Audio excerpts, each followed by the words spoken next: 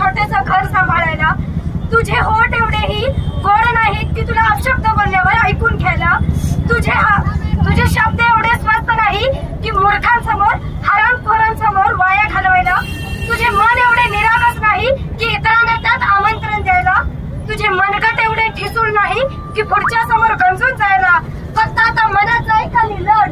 तू लढ त्या हक्कासाठी जो हक्क तुझा जन्मताच काढून घेतला आहे. तू लढ त्या अपयशाच्या पायऱ्यांची जे तुझ्या यशाची वाट अडवत आहे. तू लढ त्या राक्षसाची जे तुझ्या नजर मिळवण्याची हिंमत करतोय.